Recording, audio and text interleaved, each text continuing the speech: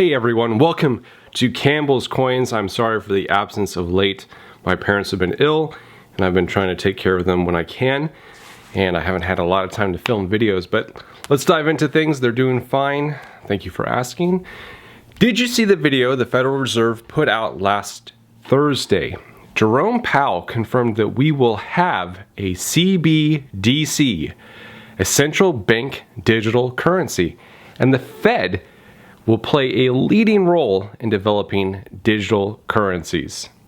I've called this, and many other people have called this as well, notably Lynette Zhang on ITM Trading. If you haven't checked out her channel, she is phenomenal. What does a CBDC mean for you? How will it be implemented? And what are the downsides to this new digital currency? I'm going to go over all of this and more coming up.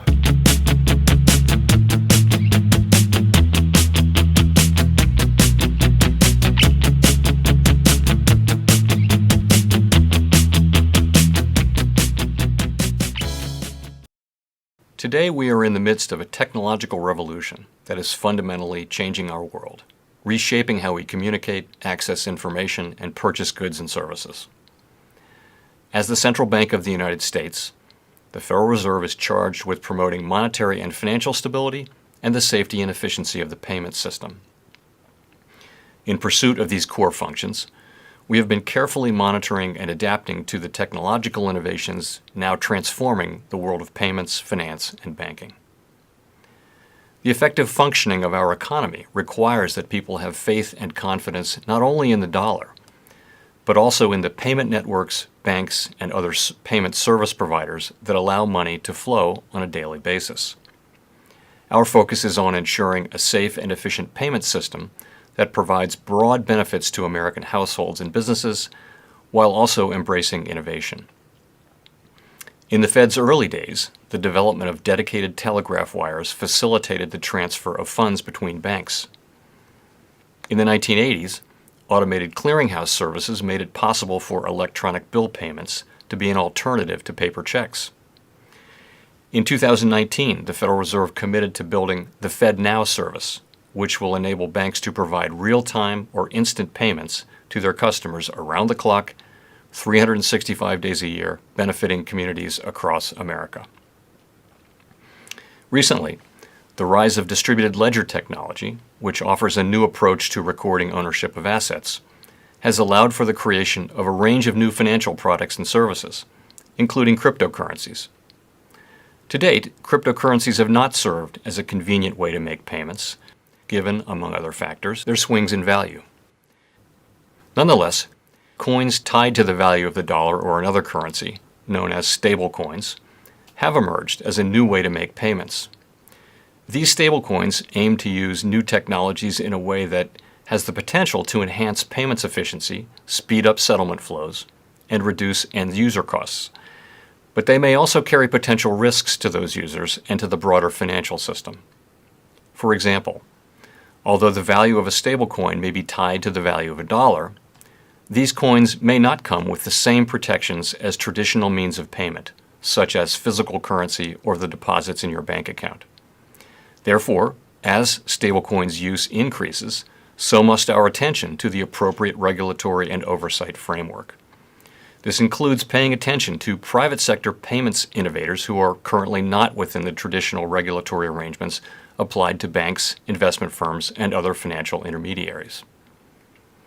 Technological advances also offer new possibilities to central banks, including the Fed.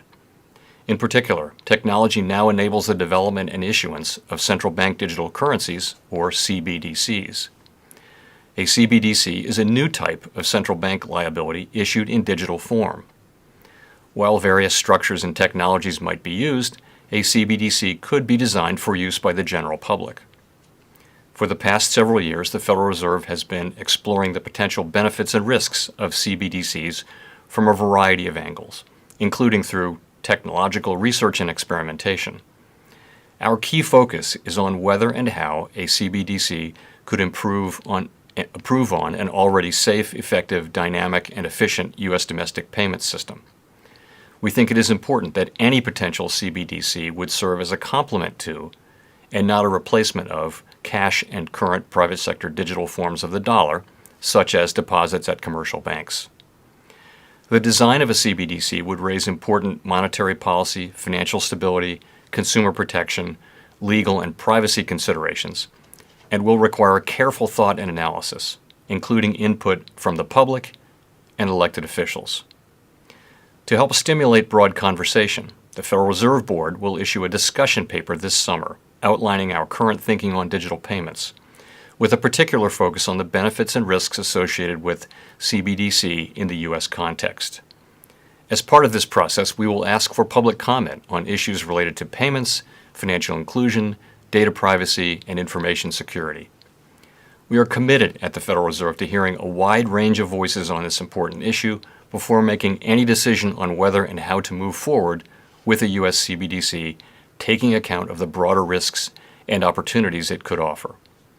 The paper represents the beginning of what will be a thoughtful and deliberative process.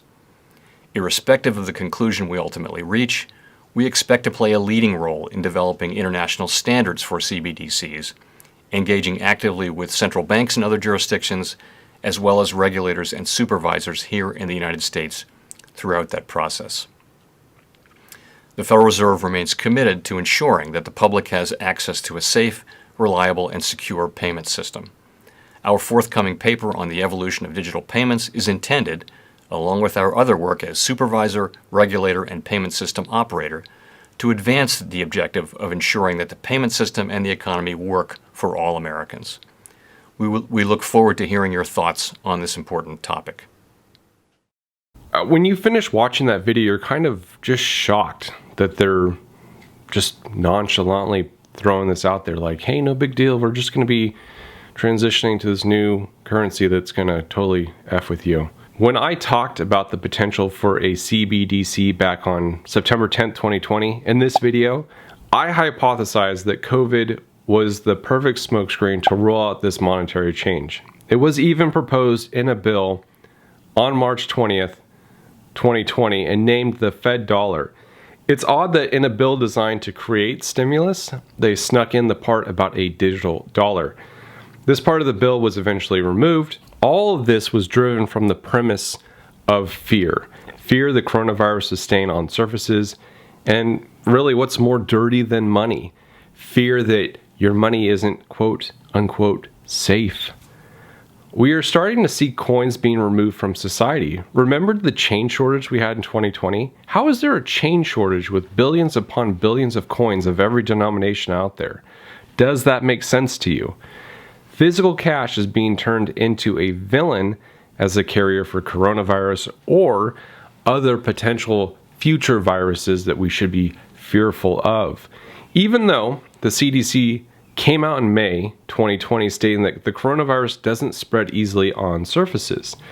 When situations are created wreaking havoc in our lives, people become desperate enough to accept unwelcome change. They will make the shift extremely attractive. Did you notice how they mentioned this digital dollar will work in conjunction with the physical cash in circulation? It's not going to be an abrupt change. They will integrate the digital currency and slowly phase out physical cash altogether. Now, the biggest question is, how does this affect you?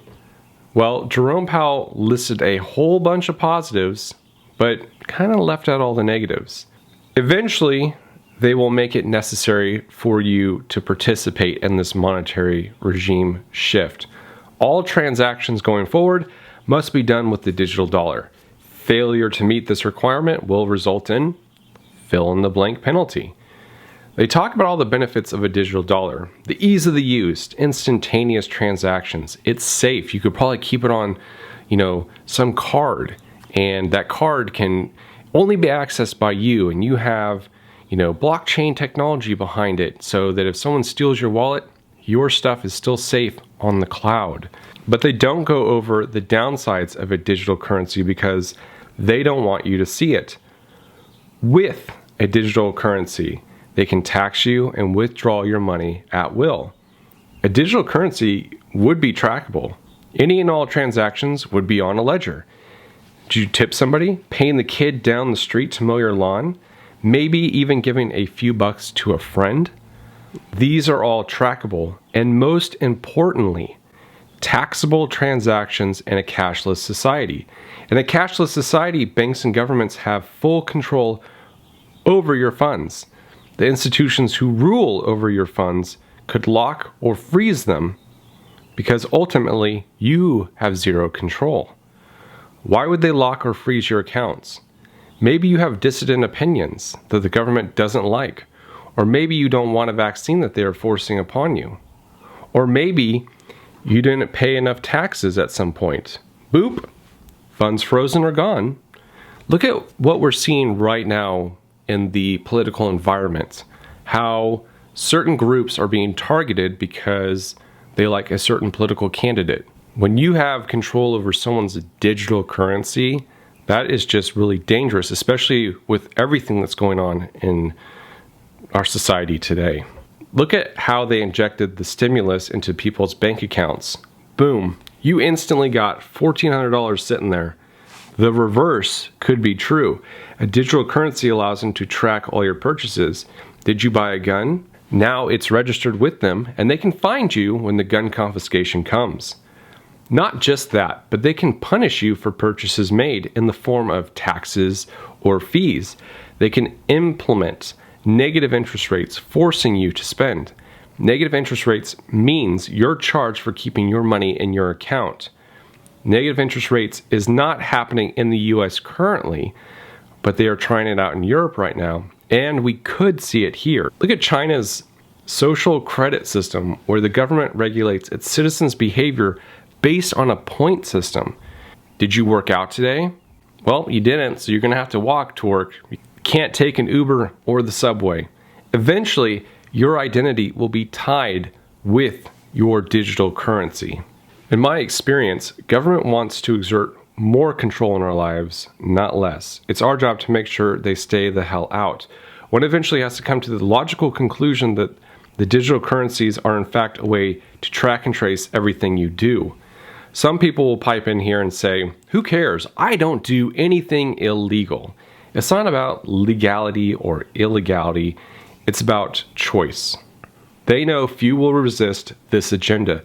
They need your consent to implement these plans, and once they do, there's no going back. Did you hear Jerome Powell say at the end of his thing to please contact them so that they can have, so you can create a dialogue? Same thing with the ATF. The ATF says, we're going to change all these gun rules now. We're going to redefine what a receiver is. Well, you don't have the power to do that, but they put in there, hey, start a discussion with us. So we have to tell them, you can't do this. Here's why this won't work. The same thing is going on here. They want you to consent to what's going on, and by not doing anything, you consent to let them do this. They need your consent to implement these plans, and once they do, there's no going back.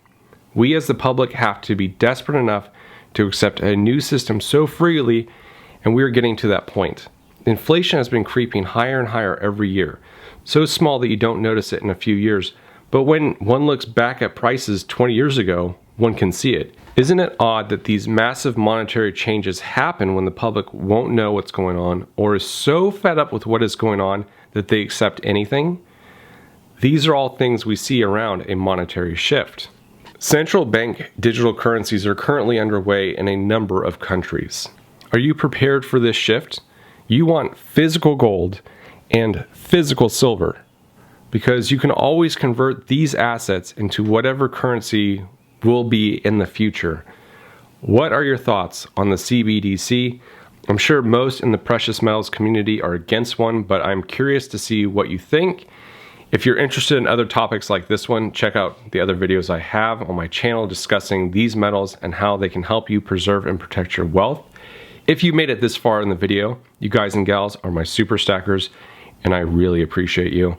Thank you all for watching. I hope you have a peaceful Memorial Day weekend. This is Campbell's Coins, and that is my 2 cents.